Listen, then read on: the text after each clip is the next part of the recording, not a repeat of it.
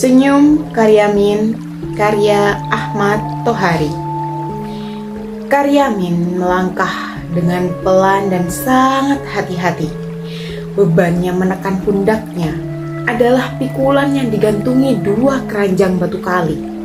Jalan tanah yang sedang didakinya sudah licin dibasahi air yang menetes dari tubuh Karyamin dan kawan-kawan yang pulang balik mengangkat batu dari sungai ke pangkalan material di atas sana. Karyamin sudah berpengalaman agar perjalanannya selamat, yakni berjalan menanjak sambil menjaga agar titik berat beban dan badannya tetap berada pada telapak kaki kiri atau kanannya. Pemindahan titik berat dari kaki kiri ke kaki kanannya pun harus dilakukan dengan baik. Karyamin harus memperhitungkan tarikan nafas serta ayunan tangan demi menjaga keseimbangan yang sempurna.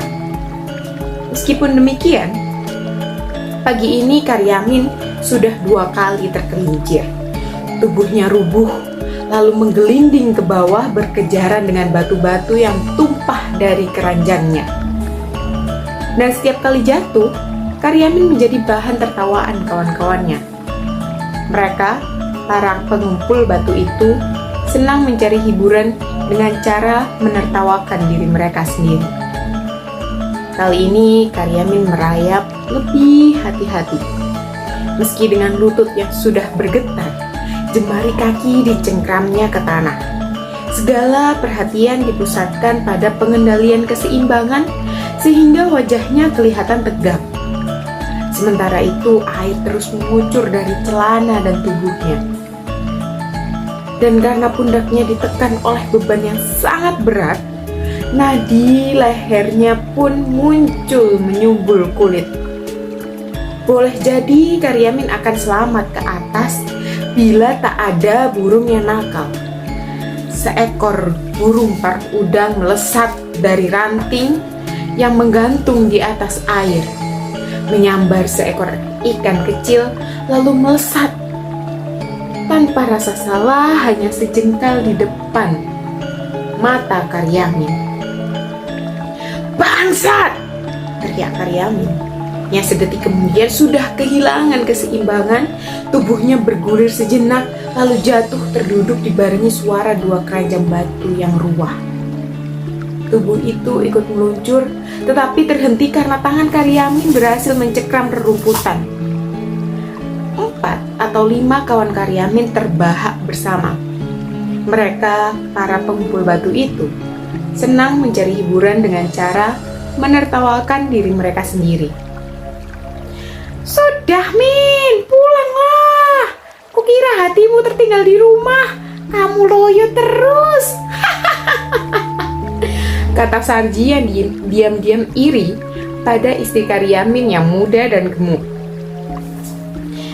"Memang bahaya meninggalkan istrimu seorang diri di rumah, Min. Kamu ingat anak-anak muda petugas bank harian itu? Jangan kira mereka hanya datang setiap hari buat menagih setoran kepada istrimu. Jangan percaya kepada anak-anak muda penjual duit itu. Pulanglah, istrimu kini pasti sedang digodanya." "Istrimu tidak hanya menarik mata petugas bank harian. Jangan dilupa tukang edar kupon butut itu. Kudengar dia juga sering datang ke rumahmu bila kamu sedang keluar. Apa kamu juga percaya dia datang hanya untuk menjual kupon buntut? Jangan-jangan dia menjual buntutnya sendiri."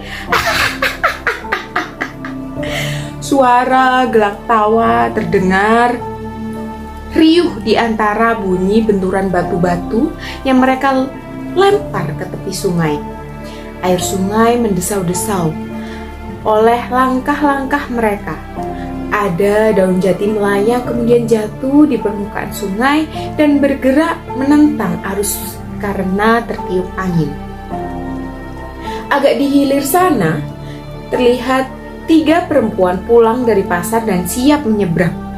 Para pencari batu itu diam. Mereka senang mencari hiburan dengan cara melihat perempuan yang mengangkat kain tinggi-tinggi. Dan Karyamin masih terduduk sambil memandang kedua keranjangnya yang berantakan dan hampa. Angin yang bertiup lemah membuat kulitnya merinding. Meski matahari sudah cukup tinggi, burung paruh udang kembali melintas di atasnya. Karyamin ingin menyumpahinya, tapi tiba-tiba rongga matanya penuh bintang. Terasa ada sarang lebah di telinganya. Terdengar bunyi keruyuk dari lambungnya yang hanya berisi hawa. Dan mata Karyamin menangkap semuanya menjadi kuning berbinar-binar. Tetapi kawan-kawan Karyamin mulai berceloteh tentang perempuan yang sedang menyeberang. Mereka melihat sesuatu yang enak dipandang, atau sesuatu itu bisa melupakan buat sementara perihnya jemari yang mengais bebatuan tentang tengkulak yang sudah setengah bulan menghilang, dengan membawa satu truk batu yang belum dibayarnya, tentang tukang nasi pecel yang siang nanti pasti datang menagih mereka, dan tentang nomor buntut yang selalu gagal mereka tangkap. "Min!" teriak Sarji. "Kamu diam saja. Apa kamu tidak melihat ikan putih-putih sebesar paha?" Mereka tertawa bersama-sama. Para pengumpul batu itu memang pandai bergembira dengan cara menertawakan diri mereka sendiri. Dan Karyamin tidak ikut tertawa, melainkan cukup tersenyum. Bagi mereka, tawa atau senyum sama-sama sah sebagai perlindungan terakhir. Tawa dan senyum bagi mereka adalah simbol kemenangan terhadap tengkulak, terhadap rendahnya harga batu, dan terhadap licinnya tanjakan. Pagi itu, senyum Karyamin menjadi tanda kemenangan atas perutnya yang sudah mulai melilit dan matanya yang berkunang-kunang. Memang, Karyamin telah berhasil membangun fata morgana kemenangan dengan senyum dan tawanya. Anehnya, Karyamin merasa demikian terhina oleh burung paruh udang yang bolak-balik melintas di atas kepalanya. Suatu kali, Karyamin ingin membabat burung itu dengan pikulannya, tetapi niat itu diurungkan karena Karyamin sadar dengan mata yang berkunang-kunang dia tak akan berhasil melaksanakan maksudnya. Jadi Karyamin hanya tersenyum lalu bangkit, meski kepalanya pening dan langit seakan berputar. Diambilnya keranjang dan pikulan, kemudian Karyamin menaiki tanjakan. Dia tersenyum ketika menapaki tanah licin yang berparut bekas perosotan tubuhnya tadi. Di punggung tanjakan, Karyamin terpaku sejenak melihat tumpukan batu yang belum lagi mencapai 1/4 kubik, tetapi harus ditinggalkannya. Di bawah pohon waruh, Saidah sedang menggelar dagangannya, nasi pecel. Jakun Karyamin naik turun. Ususnya terasa terpilin. "Masih pagi, kok mau pulang, Min?" tanya Saidah. "Sakit." Karyamin menggeleng dan tersenyum. Saidah memperhatikan bibirnya yang membiru dan kedua telapak tangannya yang pucat. Setelah dekat, Saidah mendengar suara keruyuk dari perut Karyamin. "Makan, Min." "Tidak, beri aku minum saja. Daganganmu sudah ciut seperti ini. Aku tak ingin menambah hutang." "Iya, Min. Iya, tetapi kamu lapar kan?" Karyamin hanya tersenyum sambil menerima segelas air yang disodorkan oleh Saidah. Ada kehangatan menyapu kerongkongan Karyamin terus ke lambungnya. "Makan ya, Min. Aku tak tahan melihat orang lapar. Tak usah bayar dulu. Aku sabar menunggu tengkulak datang. batumu juga belum dibayarnya kan? Si paruh udang kembali melintas cepat dengan suara mencecek. Karyamin tak lagi membencinya karena sadar burung yang demikian sibuk pasti sedang mencari makan buat anak-anaknya dalam sarang entah di mana. Karyamin membayangkan anak-anak si paruh udang sedang meringkuk lemah dalam sarang yang dibangun dalam tanah di sebuah tebing yang terlindung. Angin kembali bertiup. Daun-daun jati berterbangan dan beberapa di antaranya jatuh ke permukaan sungai. Daun-daun itu selalu saja bergerak menentang arus karena dorongan angin. Jadi, kamu sungguh tak mau makan, Min? Tanya Saidah ketika melihat Karyamin bangkit. Tidak, kalau kamu tak tahan melihat aku lapar, aku pun tak tega melihat daganganmu habis karena utang-utangku dan kawan-kawan. Iya, Min, iya. Tapi Saidah memutus kata-katanya sendiri karena Karyamin sudah berjalan menjauh. Tetapi Saidah masih sempat melihat Karyamin menoleh kepadanya sambil tersenyum. Saidah pun tersenyum sambil menelan ludah berulang kali. Ada yang mengganjal di tenggorokan yang tak berhasil didorongnya ke dalam. Diperhatikannya Karyamin yang berjalan melalui lorong liar sepanjang tepi sungai. Kawan-kawan Karyamin menyeru-nyeru dengan segala macam seloroh cabul. Tetapi Karyamin hanya sekali berhenti dan menoleh sambil melempar senyum. Sebelum naik meninggalkan pelantaran sungai, mata Karyamin menangkap sesuatu yang bergerak pada sebuah ranting yang menggantung di atas air. Oh, si paruh udang. Punggungnya biru mengkilap, dadanya putih bersih dan paruhnya merah saga. Tiba-tiba burung itu menukik, menyambar ikan kepala timah sehingga air berkecipak. Dengan mangsa di paruhnya, burung itu melesat melintasi para pencari batu, naik menghindari rumpun gelagah dan lenyap di balik gerumbul pandan.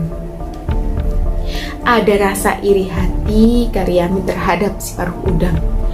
Tapi dia hanya bisa tersenyum sambil melihat kedua keranjangnya yang kosong. Sesungguhnya Karyamin tidak tahu betul mengapa dia harus pulang. Di rumahnya tak ada sesuatu buat mengusir suara kruyuk dari lambungnya. Istrinya juga tak perlu dikhawatirkan. Oh iya, Karyamin ingat bahwa istrinya memang layak dijadikan alasan buat pulang. Semalam tadi istrinya tak bisa tidur lantaran bisul di puncak pantatnya. Maka apa salahnya bila aku pulang buat menemani istriku yang meriang? Karyamin mencoba berjalan lebih cepat, meskipun kadang secara tiba-tiba banyak kunang-kunang menyerbu ke dalam rongga matanya. Setelah berhasil melintasi titian, Karyamin melihat sebutir buah jambu yang masak. Dia ingin memungutnya, tetapi urung, karena pada buah itu terlihat jelas bekas gigitan kampret.